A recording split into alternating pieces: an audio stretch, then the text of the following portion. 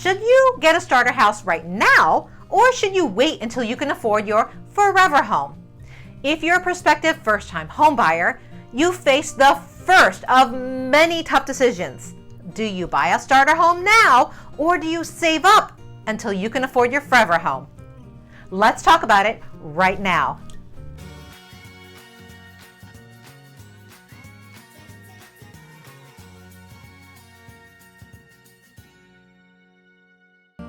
Who am I to be talking about the subject of owning a home?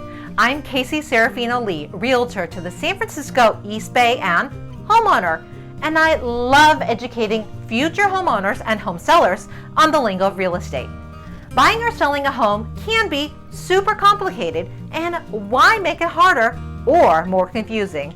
If you're a prospective first-time home buyer, you will face the first of many tough decisions. Do you buy a starter home now, or save up and wait until you can afford your forever home? Here are the pros and cons of each choice. Here in the San Francisco East Bay, our real estate market has rebounded. In some homes, home buyers may have to be competitive to snag a new house, which will drive up the real estate prices. Now, everyone is going to have a different idea of what constitutes a starter home, because one person's starter home may be another person's forever home. But for our terms today, a starter home is something you'd be happy to live in for around 5 years, even if you know that you'll outgrow it.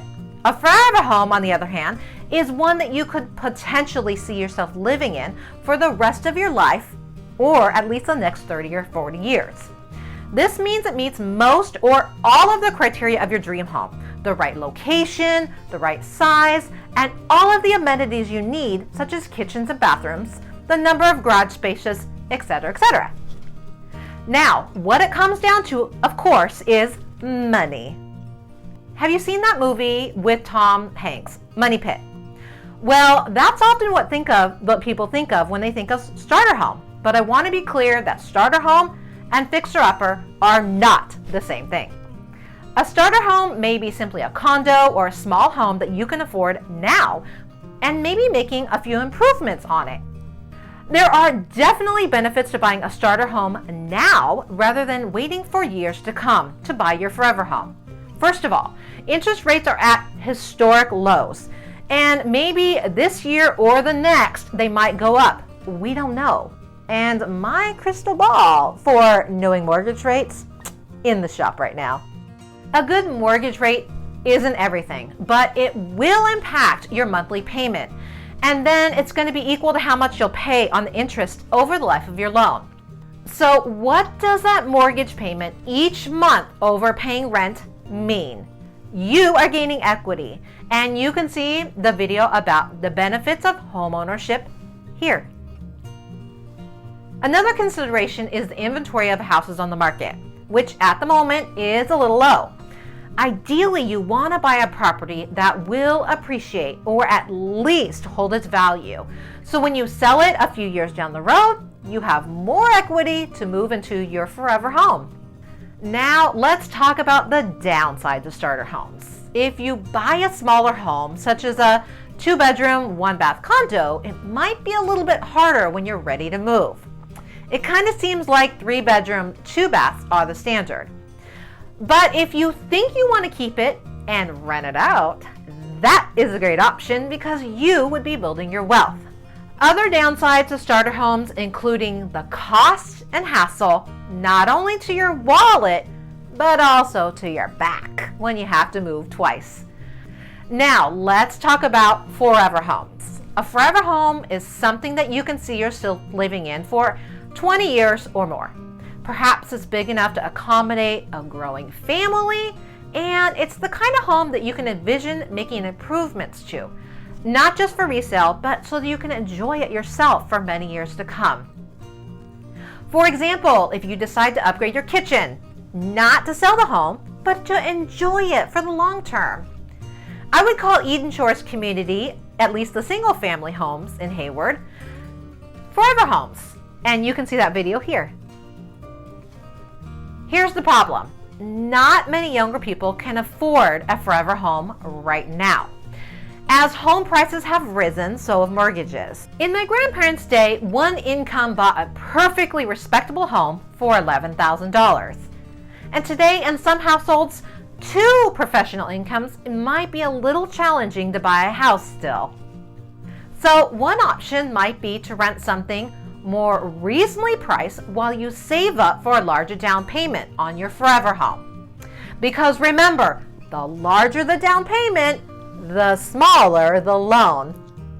If you wait to buy, you might save yourself from the chance that you could be stuck with a starter home in a bad time to sell and able to move up or out of the area. One disadvantage of waiting for your forever home is that something that might not be affordable now might be even less affordable in the future. Sure, you're gonna bank on getting cost of living raises and earning more in the next few years, and if you can save a little bit more every month, but they aren't making any more land. The number one thing that stays the same is land, and we can't create any more. We know that real estate is cyclical and it will always have ups and downs in the long run, and it may be harder to get that dream home of yours. But you know what? If you don't get your foot in the door, so to speak, you might not ever. So what is your opinion on buying? A starter home or a forever home? Comment below. So here's a good rule of thumb. Consider how much a price difference there is between your starter home and your forever home. If the difference can be saved in 1 year, you might want to consider waiting. But it's the difference between your $450,000 starter home and your $800,000 single family forever home. If it takes more than 5 years, you might want to aim for a little bit of a middle ground, maybe a $600,000 single family home.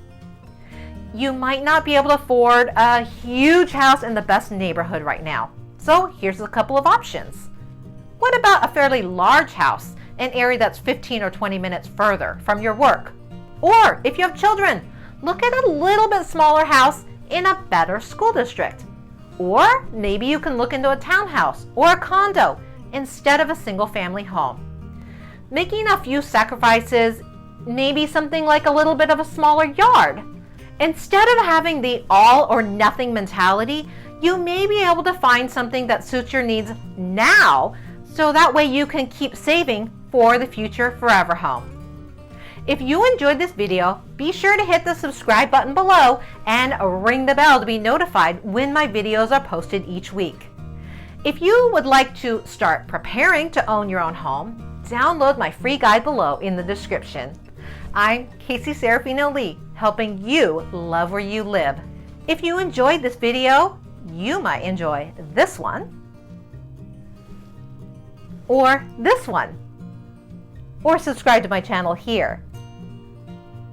See you on the next one.